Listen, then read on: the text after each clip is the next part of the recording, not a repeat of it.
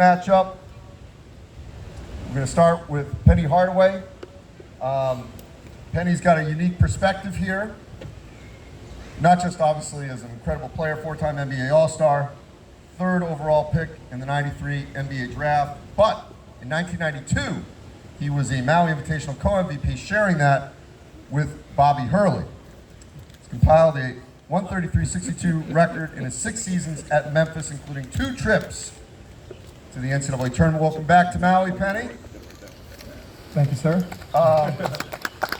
Yeah, let's start there, Penny. What's it like to come back as a coach versus when you were here way back as a player? Yeah, I don't really remember much when I was a player, but I did remember telling myself that I wanted to come back one day because it was so beautiful.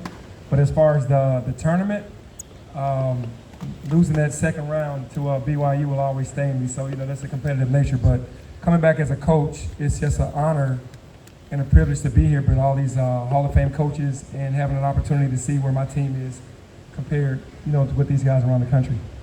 So let's follow up there. You actually, not everyone does this.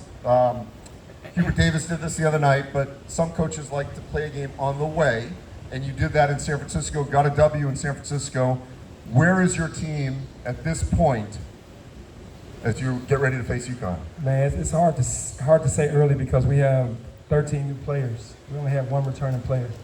And what I can say about our guys is that they'll give me their all. They're going to play hard, and that's what I know that they're going to do every single night. So when you have that, then you have something to work with. So we're looking to battle. It's an unbelievable opportunity to play against Danny and his team.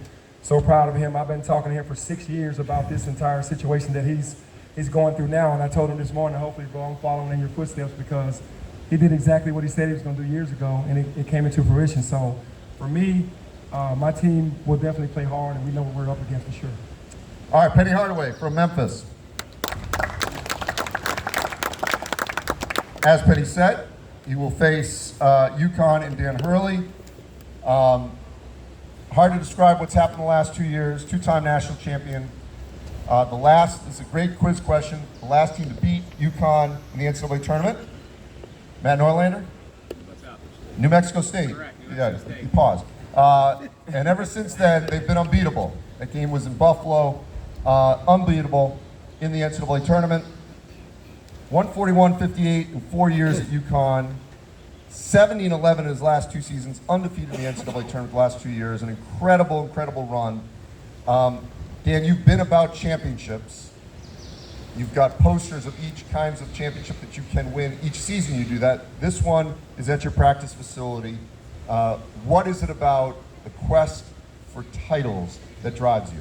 Well, just being here in Maui Classic, I think just as somebody that played and then just somebody that loves the game, just growing up, you've been watching the Maui Classic, as a young coach, as a player, hoping one day to compete in it, one day to play in it, one day to coach in it. Sort of opportunity to play in it, coach in it, against some of the best coaches in the country, a lot of the best teams in the country. It's a loaded field, and obviously when you choose to coach or play at a place like UConn, there's a lot of championship pressure on you, to go into tournaments and really go for the hardware. So as I asked Penny, you've had a few weeks of real games, a couple exhibitions. As you approach this tournament, this game against Memphis, where is this team? I mean, we're not where we were when we're not picking up where we left off last year. We've got just a lot of new faces, a lot of new players, a lot of younger players that I'm going to have some grace and some patience with during the course of the year. I think we've got potential to be a contender. When everything is said and done, it's just maybe it's just a different path for this team. I think last year we started the year very dominant and we're able to sustain it. But the group has got great potential. We're relying on a bunch of young players and a bunch of new players. Dan Hurley, 2-time national championship coach. Let's go down the line to Colorado head coach Tad Boyle. This is that part of the bracket, Colorado, Michigan State. Starting his 15th season as head coach of Colorado, which included 6 trips to the NCAA tournament. A great run last year, multiple NBA players. Aloha, welcome back to Maui, Tad. This group having a restock like everyone else in men's college basketball. What's that process like after losing so many guys to the NBA to get back into a position to the NCAA tournament? Well, Andy, it's a combination of your returning players and how good are they. You know, how can they continue the culture of what we're trying to build at Colorado, what we have built, and so it starts with them. But then, you know, when you lose so much, you've got to go restock the cupboard, so to speak. And so, 3 graduate transfers, 3 freshmen. We've kind of done it piecemeal. I don't know if there's one way to do it now in college basketball, but I think we're all going through the same thing up here probably with our teams. I look at this, and I told our team the other day, I look at this as like a midterm exam. It's awful early for a midterm, but we'll find out what we have to work on as the season progresses, and that's, to me, that's what these tournaments are all about. And to be here in Maui and to be the first tournament field, be a part of it after the tragedy of the wildfires here, we're all happy to be here and anxious to see what our team needs to get better at. I know a few things we need to get better at, but I think we'll be exposed in a few other areas as well. Well, Tad, like Penny, you've been here before as a player. 87, am I right? No, that was my assistant, Coach Manning was here. Oh, okay, I'm sorry. Yeah, I missed it by a couple of years. But being back here, or being here with this group, I mean, I saw your players yesterday. You know, so often we get caught up in everything. What does it mean for your players to have these kinds of experiences? That's what it's all about, Andy. It's about your players' experiences. It's the memories that they're creating, the bonding opportunities that they have. I think this is an opportunity. You know, the foreign trips. We haven't been on one about 4 or 5 years now, so this is an opportunity to get away. I have our players, you know, see them on the beach yesterday on their own, just organically kind of connecting. That's what it's about, and that's what we're going to have as the season goes on, is that connection. And we're all looking for it, and it's early in the season to be playing this kind of competition, but our players are ready for that challenge, and we're like Penny said, our guys they're gonna give it their all. They're gonna lay it out on the line. Colorado head coach Tad Boyle. All right, Colorado's opponent, Michigan State. Tom Izzo beginning his 30th season as head coach at Michigan State. 8 trips to the Final Four, national championship in 2000. Of course, inducted to the Naismith Basketball Hall of Fame in 2016. They won the Maui Invitational in 1991. Been here before many times. Tom, what is it about this event that keeps bringing you and Michigan State back? Well, believe it or not, it's not the weather. It's these guys and their programs. You know, I think when you get to face, you know, none of us are ready for this, especially this day and age. I don't have as many transfer players, but I have players that were in the program that now have to assume new roles. And those roles, sometimes everybody wants to be the star until you're the star, and then you've got problems. So, you know, we're working through it just like everybody else, and yet I'm excited to be a part of this, and especially what's happened here. I think this is my 5th trip as a head coach and a couple as an assistant, and I'm glad to be part of hopefully getting things back to normal.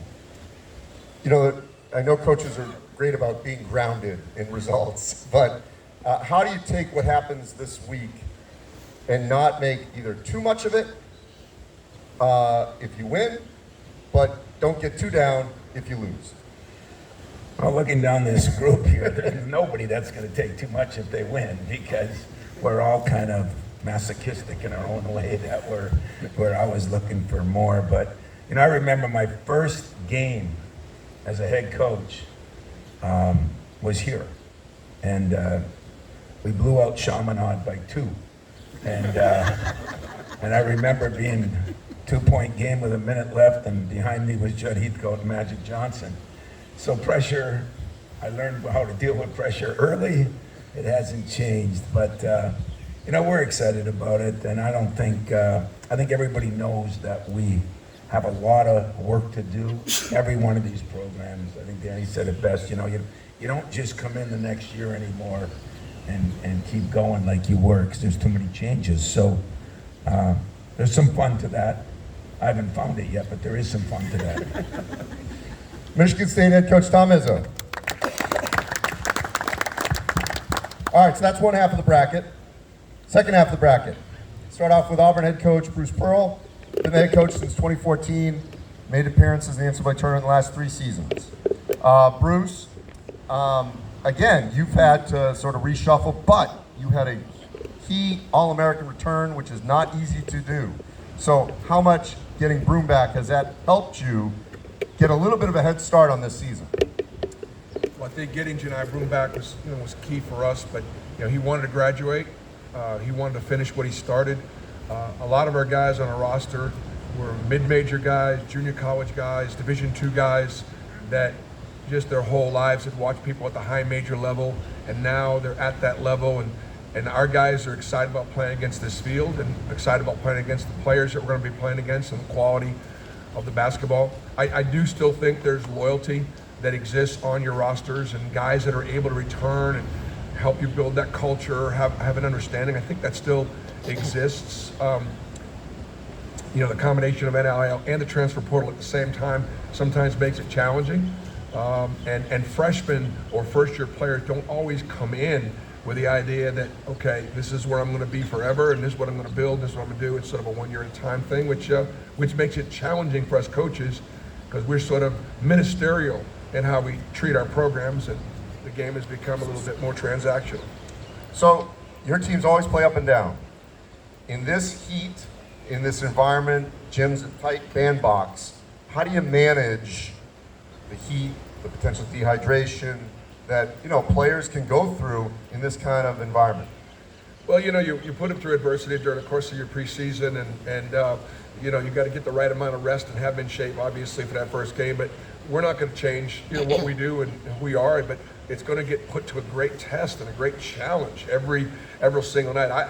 I kind of look at this as 3 opportunities to play 3 great teams and find out where we're good and where we need to work, and where do we obviously go from here. And just for me, I know people look at me as being a little older now, but I remember being a young assistant coach at Iowa. Tom, you were at Michigan State. We all known each other back in the day, different time. And we played in '87 against Danny Manning, and Tom Davis's Iowa team won, I believe it was like a 3rd Maui Invitational, and I always remember that. And Danny Manning and that group went on to win the national championship. And then a couple of years ago, I brought my Auburn team here, and it was an honor to get Auburn to a place with these other great programs. That's what we worked our career to do. And so just honored to be here and hope we play some good basketball. Auburn head coach Bruce Pearl. Auburn will take on Iowa State. This is a top 5 matchup here. TJ Otzelberger, head coach, 4th season at Iowa State, 70-35 since starting as head coach at Iowa State. 3 trips to the NCAA tournament, including 2 trips to the Sweet 16. We talk about retention, loyalty. Those are 2 sort of somewhat foreign words sometimes in sports, certainly in college sports at times in this new era. How have you been able to do that at Iowa State? Because you've had great retention and loyalty. Yeah, we've been fortunate. Quality of the character of the young men in our program, that they've worked really hard, developed that pride within our program, and they want to see us be successful. So it's really a credit to them, their families, and the work that they've done. We're fortunate to have those guys, and just grateful for the opportunity here to compete. This early in the season, to have this kind of matchup in the first round against Auburn, I mean, these are all really good teams. How ready are your guys for this kind of a matchup? Well, we have tremendous respect for Coach Pearl and the Auburn program and what they continue to accomplish. They're off to a terrific start, so we know what a challenge we have in front of us. So it's with a lot of humility and gratitude that we try to do our work every day and prepare ourselves for the games that are coming here in this field. It's the best tournament out there, and the best coaches and the best programs. So we're going to honor that with how we try to do things. Iowa State head coach TJ Otzelberger. In our last game, we've got Dayton versus North Carolina. Head coach Anthony Grant of Dayton, he enters his 8th season. 149-72 during that tenure. 2019 National Coach of the Year, 29-2 record, and still believe if that 2020 tournament happened, that Dayton would have had a great shot to win the national championship. Anthony, your group coming in here, again, you've dealt with injuries over the last couple of years, and it's all about retention, but where is this team as you enter this field? Yeah, Andy, I would say we're similar to what everybody up here said. You know, we've got a new group. Some of them have some familiarity with us in terms of being in our program for at least 1 or 2 years. And then we've got a group of guys that are new to us, but not new to college basketball in terms of transfers. And then we've got, you know, a couple of young guys that are new to this whole experience. So we're trying to blend them together. And we got a few games under our belt as we start the season here. But this field is, you know, an outstanding field, and we're looking forward to an opportunity to find out more about ourselves throughout this tournament. So Dayton has won it before. Dayton's had great runs here. You know how hard it is to get these kinds of schools on your home floor in the A-10. When you have these opportunities on a neutral site, what's the key to taking advantage of them? Well, for us, you know, we understand the importance of these opportunities for Dayton, you know, but the main thing for us is being true to our identity and just trying to play the way we play. And as everybody up here said, this early in the season, you're going to find out, you know, where you need to get better, you know, what you do well and what you need to be better at. And so I look at it as, you know, the games will come really quickly. You know, obviously you've got North Carolina first, and then, you know, you go back-to-back days or 3 days in a row. So you've got to kind of rely on your habits. You got to rely on the things that you've done up to this point. And then once this tournament's over, you figure out where you are and where you need to get better. So I look at it as an opportunity to find out more about our team. Dayton head coach Anthony Grant. Last but not least, North Carolina head coach Hubert Davis has had an incredible run in his 4 seasons, Sweet 16, Final Four, title games. I mean, so much great things have happened already for North Carolina. Like a few of these peers up here, Hubert, coach, how much more importance does that put on what you're doing in this profession? Well, you know, I've always said, you know, coaching at North Carolina is a mission field. You know, it gives me an opportunity and a chance to give back everything that Coach Smith and Coach Guthridge gave to me in the 4 years, and everything that Coach Williams for the 18 years that he was at Carolina that he gave to his players. And so it's an act of service, and it's a blessing and an honor every day to be around these kids, to coach them, to love them, to push them, to encourage them to be the best that they can be on the court, off the court, and in the classroom. So it's been a lot of fun. So, like Penny, I was there the other night. You guys played a game on the way here, but actually on the way literally to Maui in Honolulu. Beat Hawaii the other night. What did you get out of that game to get you ready, some momentum for this tournament? Well, Hawaii was a terrific team. You know, it gave us an opportunity to get out here and, you know, get acclimated to the time change, and it put us in a position to be able to play on the road. You know, all of us have talked about finding about our team and the things that we need to improve on, and, you know, including the exhibition games. We've